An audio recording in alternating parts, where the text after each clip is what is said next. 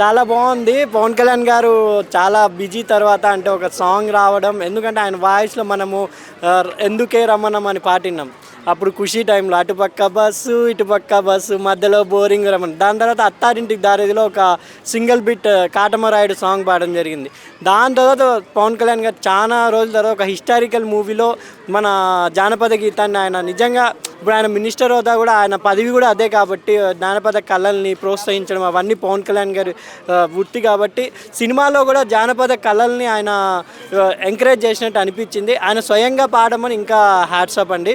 Director గారు MM రత్నం గారి అబ్బాయి అనుకుంటా ఇప్పుడు ప్రజెంట్ సినిమాకి చాలా బాగా టేకప్ చేస్తారు. ఇప్పుడు ఆయన పాలిటిక్స్ తర్వాత ఒక 2 ఏళ్ళేమో గ్యాప్ తర్వాత ఈ సినిమాతో రాబోతున్నారు. ఈ హాలిడేస్లో నిజంగా అందరికీ పండగే అనుకుంటున్నాను.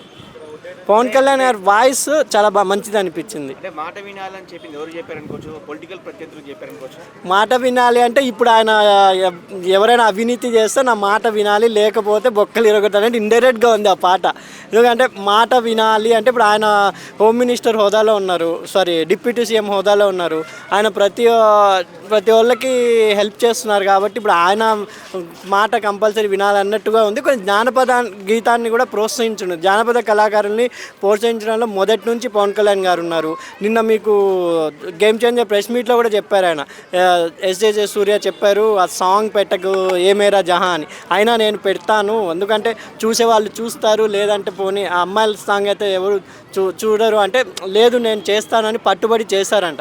అలాంటిదే పవన్ కళ్యాణ్ గారు ముందు నుంచి ఆయన రాజకీయాల్లో రాకముందు నుంచి కూడా సమాజం కోసం సాంగ్, మీరు గుడుంబా శంకర్ చూసుకుంటే లేలే సాంగ్ అది కొంచెం వెరైటీగా ఉన్న, అది కూడా ఒక అమ్మాయిల గురించి రాజకీయంలో కూడా ఒక వెరైటీగా ఉంటుంది ఆ సాంగ్, దాంట్లో కూడా మెసేజ్ ఉంటుంది. సో ఫ్యాన్స్ చాలా అంటే ఎప్పటి నుంచి వెయిట్ చేస్తున్నారు, సడన్ గా ఈయన గొంతుతో ఒక సాంగ్ రిలీజ్ చేయడం. అవునండి, ఫ్యాన్స్ ఎలా ఉంటాయి? ఒక పవన్ కళ్యాణ్ గారు ఊరికే ఇలా అని హరిహర వీరమల్లు అని పెట్టినా కూడా ఫేమస్ అవుతుంది.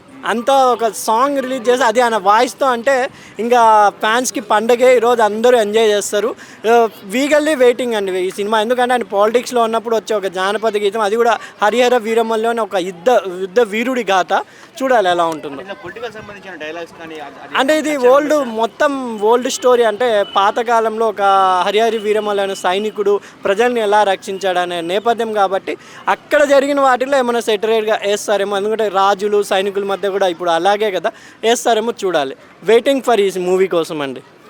సాంగ్ అయితే బాగుంది, ఇంకా పూర్తి సాంగ్ ఇంకా త్వరలో రాబోతుంది అన్నారు కాబట్టి చూడాలి.